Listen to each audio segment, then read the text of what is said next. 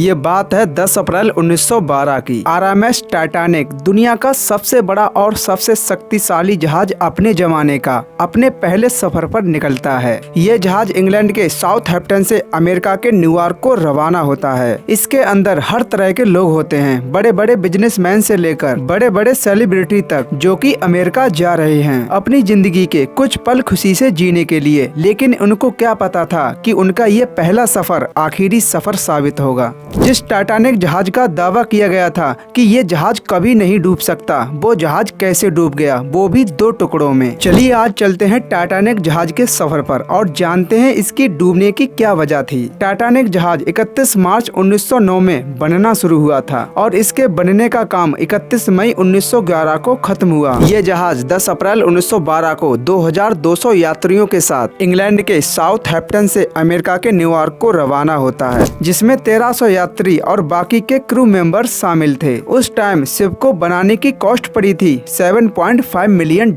इस जहाज के अंदर की फैसिलिटी और डेकोरेशन किसी 5 स्टार होटल को भी पीछे छोड़ दे। स्टेन ग्लास की खिड़कियां, ऑर्नेट वुड पैनलिंग, एक heated swimming pool, electric bath, 4 restaurant और एक लाइब्रेरी भी। टाइटैनिक को बनाने में सेफ्टी फीचर्स का भी इस्तेमाल किया गया था, जो कि माना जाता था कि ये जहाज कभी डूब ही नहीं सकता क्योंकि इतनी सेफ है ये। व्हाइट स्टार लाइन नाम था उस कंपनी का जिसने ये टाइटैनिक जहाज बनाया था। लेकिन अपने पहले सफर पर रवाना होने के 2 दिन बाद 12 अप्रैल 1912 को रविवार की रात को टाइटैनिक को अपनी पहली आइस वार्निंग मिलने लग जाती है। समुद्र में काफी शांति थी और आसमान में चांद भी मौजूद नहीं था। काफी ज्यादा अंधेरा होने की वजह से टाइटैनिक जहाज के कैप्टन को सामने की तरफ कुछ भी दिखाई नहीं दे रहा था। सबसे बड़ी बात तो ये थी कि टाइटैनिक जहाज में एक भी दूरबीन नहीं थी। दूरबीन की कमी भी टाइटैनिक को डुबोने का सबसे बड़ा कारण है। क्रू मेंबर्स के पास दूरबीन नहीं थी जिससे कि जहाज के सामने आने वाली चीज को देखा जा सके।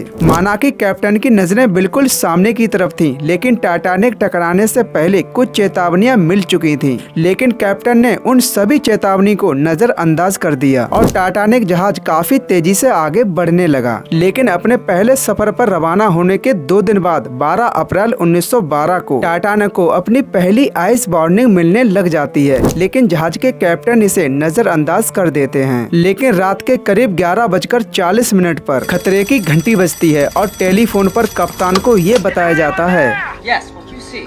Iceberg, right ahead! Thank you. जब तक ये जानकारी कप्तान को मिलती तब तक बहुत देर हो चुकी थी, जो कि जहाज कुछ ही सेकंडों में बर्फ से टकराने वाला था। बताया जाता है कि आइसबर्ग दिखने पर कैप्टन ने 30 सेकंड पहले इंजन को रिवर्स चलाने का ऑर्डर दिया था, पर आइसबर्ग से बचने के लिए ये काफी नहीं था। इतने कम समय में तेज रफ्तार से चल रहे टाइटैनिक जहाज को मोड़ना बिल्कुल नामुमकिन था। ये खबर सुनने के बाद कुछ ही सेकंडों में टाइटैनिक आइसबर्ग से टकरा गया और देखते देखते जहाज के अंदर कई सारे छेद होने शुरू हो गए। जहाज में छेद होने की वजह से धीरे धीरे करके पानी जहाज के अंदर आने लगा और जहाज के आगे के हिस्से में जो कमरे थे वो पूरी तरह से डूब चुके थे। कहते हैं कि जिस आइसबर्ग से जहाज टकराया था वो 10,000 साल पहले ग्रीनलैंड से अलग हुआ था और टकराने के 2 हफ्ते बाद वह आइसबर्ग नष्ट हो गया। कुछ लोगों को तो पता ही नहीं था कि जहाज डूबने वाला है। जब उनके कमरे में पानी भरने लगा तब पूरे जहाज में भगदड़ मच गई और हैरान करने वाली बात ये थी कि जिस हिसाब से जहाज में लोगों को बिठाया गया था उस हिसाब से जहाज में लाइफ बोट भी नहीं थी। वैसे तो यात्रियों की सुरक्षा के लिए हर जहाज में 40 लाइफ बोट होना जरूरी है, लेकिन टाइटैनिक जहाज के अंदर मात्र 20 लाइफ बोट मौजूद थी। लेकिन इन 20 लाइफ बोट से ही काफी लोगों को बचाया जा सकता था, पर लोगों की भगदड़ और क्रू मेंबर्स की लापरवाही की वजह के चलते केवल जरूरी लोगों को ही लाइफ बोट में भेजा गया। हालांकि अच्छी बात ये थी कि लाइफ बोट में सबसे पहले बच्चों और महिलाओं को उतारा गया, जो कि उनकी जान बचाई जा सके।